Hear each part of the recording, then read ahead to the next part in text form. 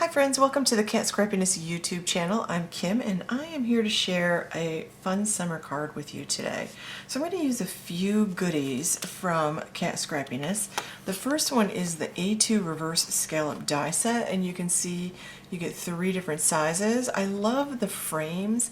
I am always fond of a stitch detail when I see it, so I really love that. And I also love that it comes with some extra little star dies. I feel like there are just a lot of things that I could do with those if I wanted to. Then I have this Under the Sea Coverplate die, and I love Coverplate dies. I feel like you can make a great card with a Coverplate die and a sentiment, and that's all you really need if you want. So that's a fun one to play with, and I have not used this yet, so I cannot wait to see what it looks like. I've got these bubble droplets mix here, and I really like these. I'm a huge fan of bubble drops, and I love that this comes in a variety of different sizes in that one package. And then I have the Summer Gnome add-on kit, or a set. This is the stamp and die set, and I love this little sandcastle. The shells are beautiful, but I really love Life's a Beach, Enjoy the Waves. So I definitely know that I want to do something with that.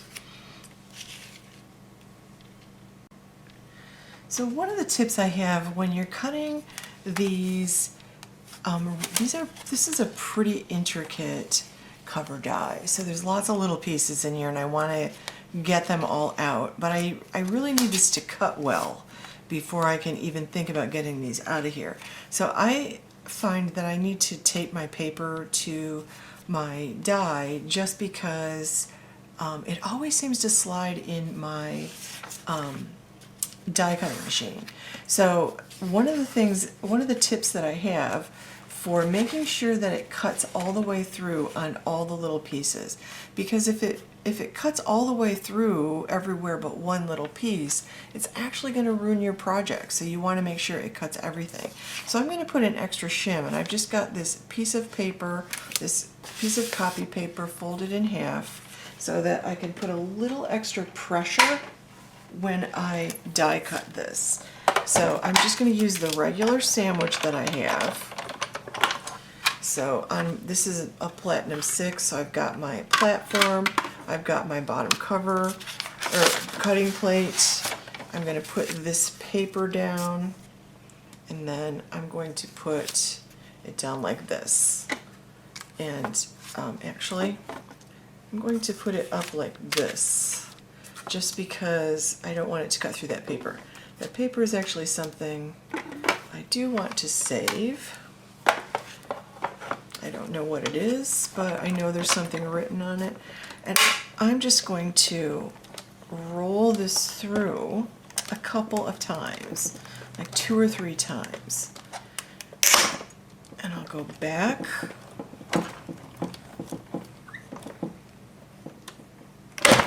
And I'll go back again. Okay, now I'll pull this out.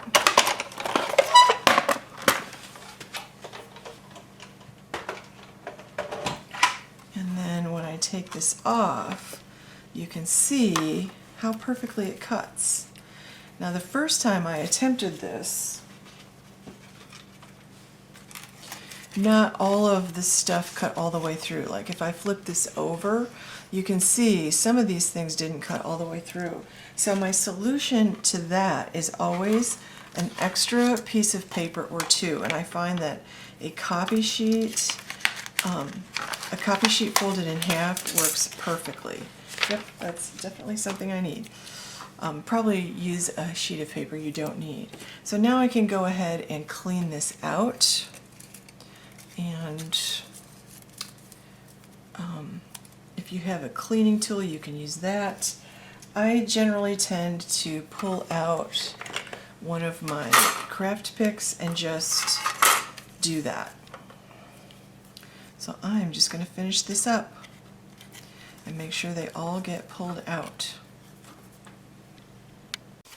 Another tip that I have is I don't have a ton of different colors of cardstock, and I really like to layer lighter and darker colors in the same kind of color family together to give my card some pretty coloring and a lot more texture and dimension. So I've got this cut, and this is the color I want to use for behind this because I think it's a perfect ocean color. And then I've got my white card base that I'm going to use, and I think that's a really pretty color combination. So I need something that's going to kind of coordinate with it, but I didn't have enough of that color cardstock left to use another piece of it to create the border. So I thought I would take my Concord and Gnome Aqua Sky, that's a piece of paper that I had from before, and I'm going to just use a little bit of ink blending to color this in, to add some color. We'll see how this works. And I'm just going to make sure, I don't want it to be too dark. Let's see.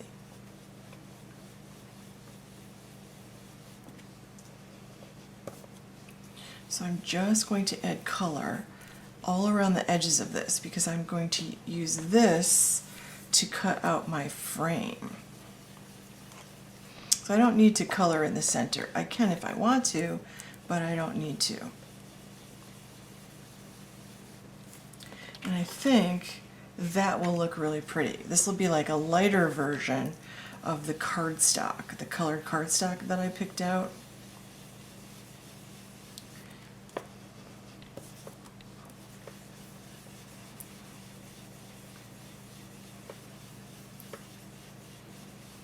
Now one of the things I'm using a big brush to do this. One of the things you'll notice is I'm kind of wiping it after I pick up the ink because I don't want to get a big blob. Like I would really like this to be nicely blended.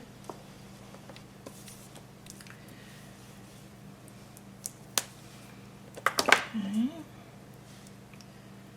I'll do this like this. I'm going to run this through my die cutting machine. All right, now I can put my card together. So I've cut a card base. This is 4 1/4 by 11.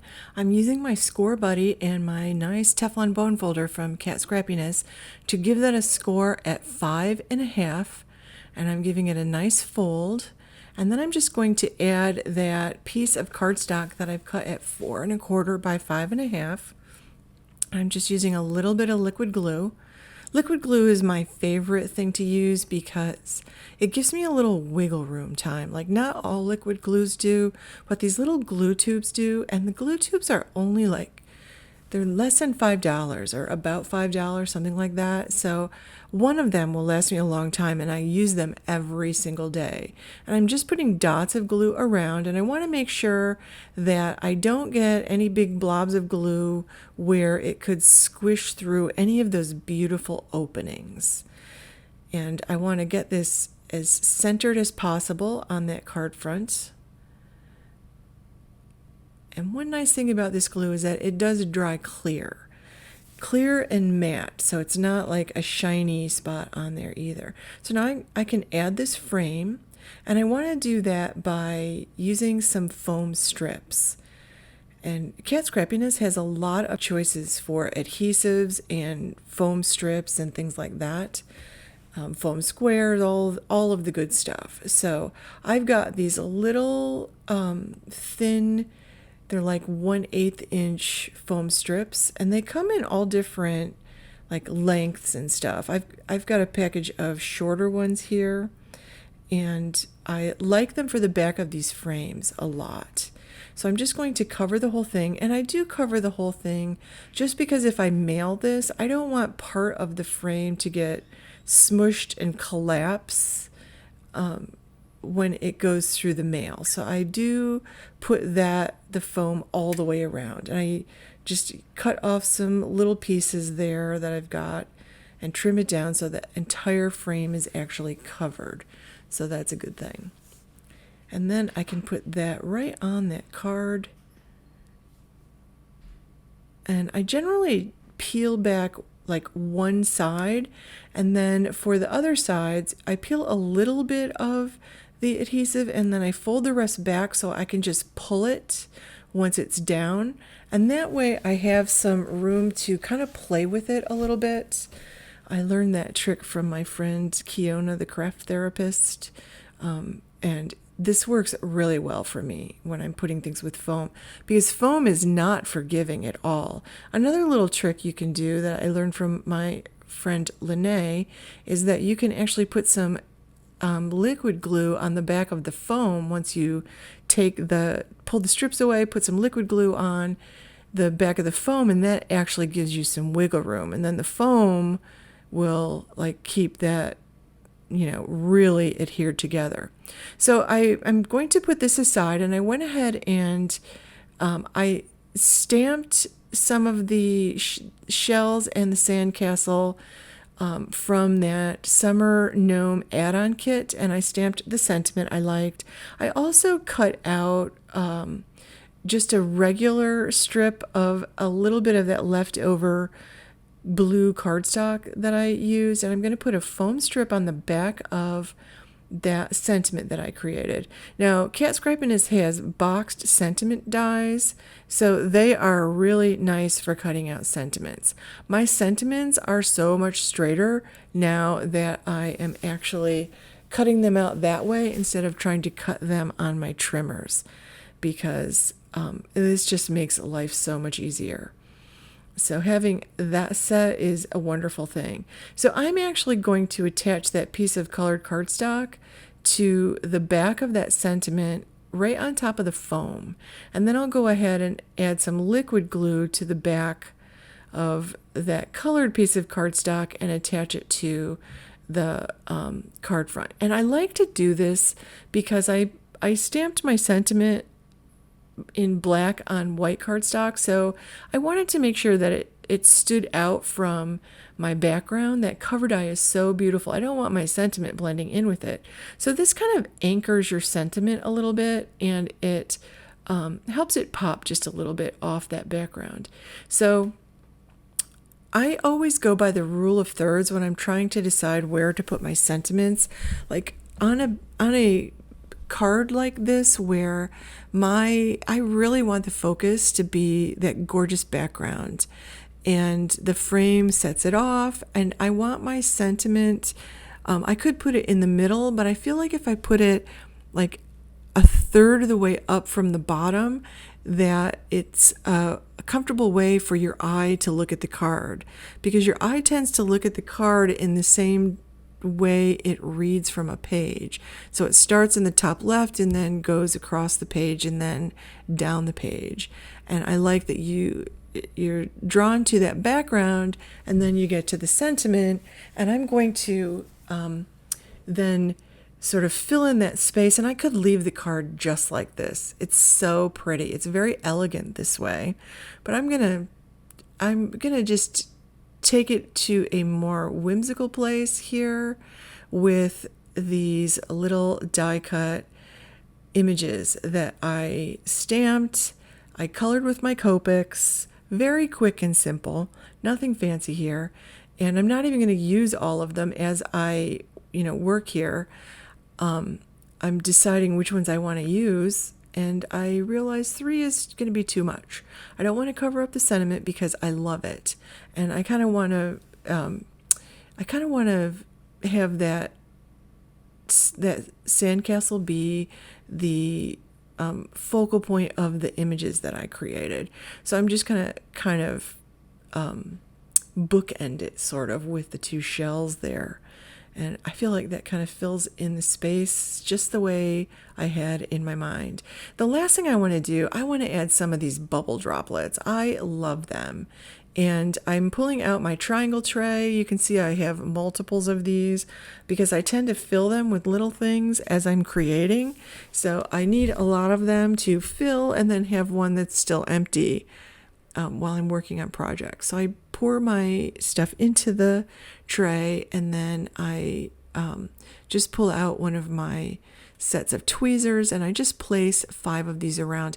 I like to do them in odd numbers just because I actually find that more appealing. I don't know why, I just do. I think that is a design thing, and there's probably some psychology behind it. I don't know what it is, but I like it. I know I like it. So, and I sort of create triangles when I'm doing this. That's another design principle I learned a long time ago. And that is, again, another thing people find pleasing to the eye. And again, it probably has something to do with the way we read and our eyes move across the page of a book.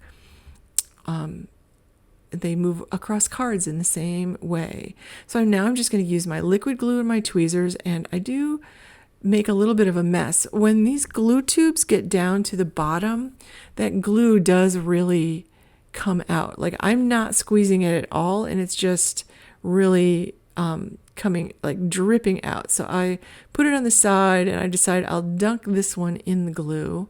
And I probably should have just dunked the rest of them in, because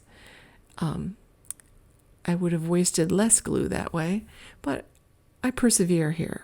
So I'm going to put all the links to these products below, and I would love it if you give this video a thumbs up, and if you subscribe to the Cat Scrappiness YouTube channel, we would love that.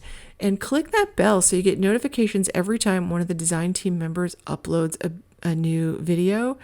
I'm telling you, this design team is so talented. They make such beautiful cards. So it's actually fun to watch their videos and see what they're creating. And the products are so fantastic. I love the way this turned out. It turned out so pretty. Like the colors, the images, that background cover die, isn't that gorgeous? Absolutely gorgeous. So you can imagine with some pretty ribbon or with some vellum or something like that, you could really create some super elegant cards with that. Like, imagine that in black and white or navy blue and white. That would be very pretty. So that is that. Thank you so much for watching, friends. Have a wonderful day.